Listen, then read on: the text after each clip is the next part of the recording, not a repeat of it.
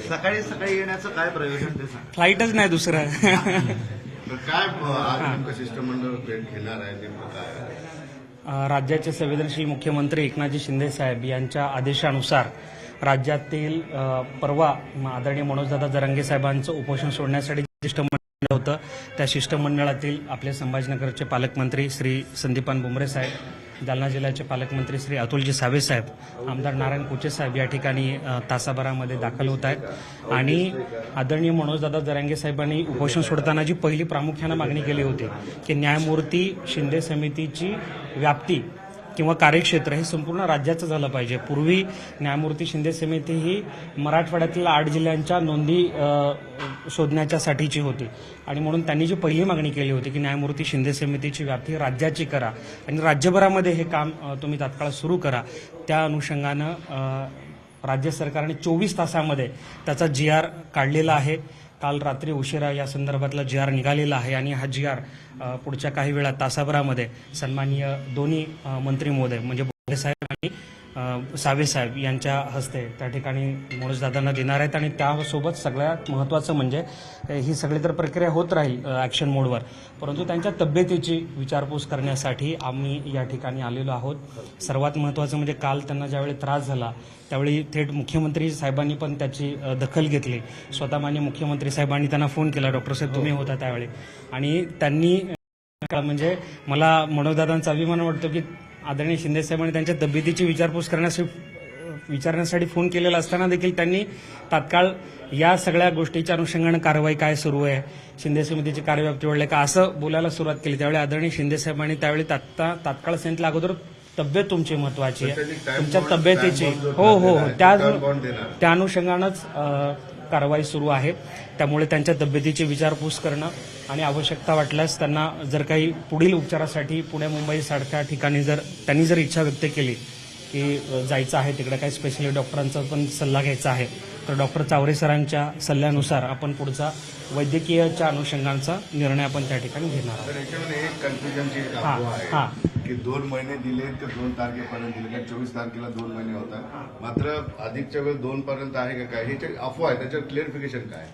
त्या अनुषंगाने झालं असं होतं की दादांनी ज्यावेळी आम्हाला नोटिंग करायला लावलं होतं त्यावेळी तुम्ही बघितलं असेल की मी सगळ्या नोट डाऊन करत होतो गोष्टी. त्यावेळी न्यायमूर्ती शिंदे समितीची जी मर्यादा आहे ती 24 डिसेंबर 2023 आहे आणि त्या ठिकाणी मंत्री महोदय आणि ते सर्व त्या ठिकाणी दादांना विनंती करत असताना 2 महिन्याचा वेळ मागितलेला आहे.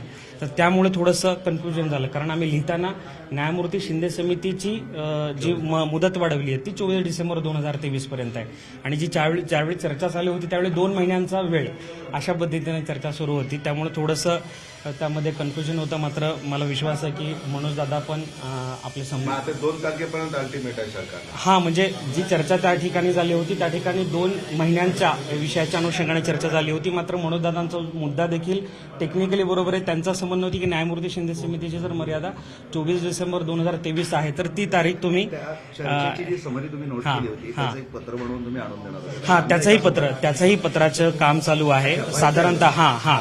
त्याचं सोमवारी कदाचित आपल्या राज्याचे उद्योगमंत्री उदय सामंत साहेब, कारण ते देखील शिष्टमंडळात होते, कदाचित ते उद्यापर्यंत जर पत्र तयार झालं तर सोमवारी माननीय उद्योगमंत्री उदय सामंत साहेब या ठिकाणी स्वतः येणार आहेत आणि त्या ठिकाणी ते पत्र देणार आहेत. जी चर्चा झाली, जे मुद्दे सगळे ज्या चर्चा झाली त्या अनुषंगाने. मात्र या ठिकाणी मला आवर्जून सांगायचं की मुख्यमंत्री एकनाथजी शिंदे साहेब सतत रुग्णालयाच्या संपर्कात आहे, डॉक्टर चावरे सरांच्या संपर्कात आहे. काल देखील तुमच्याशी मुख्यमंत्री महोदय बोलले, तब्येतीची काळजी घेतली. मला वाटतं शिंदे साहेब देखील कसं कन्सर्न आहे थोडं तुम्ही बोललं तर बरं होईल.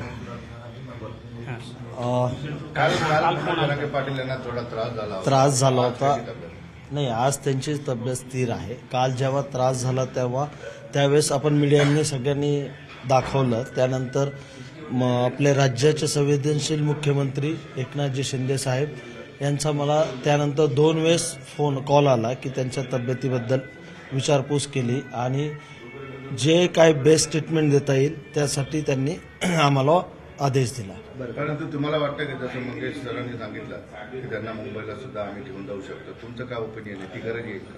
नाही, गरज म्हणजे आता कसं आहे, त्यांचं 9 दिवसाचं आमरण उपोषण झालेलं आहे. शरीरावर थोडासा परिणाम त्याचा नक्कीच आहे. त्यामुळे आता त्याविषयीच मंगेश सरांचं माझं आणि मुंबईच्या टीमचंही बोलणं झालं की या चांगलं आहे की शिफ्ट केलं, बाकीच्या गोष्टी तपासण्या मेडिकल, त्या हिशोबाने आम्ही त्यांच्याशी चर्चा केली. आता परत सर आल्यानंतर आम्ही एक चर्चा करून त्याचा निर्णय घेऊ.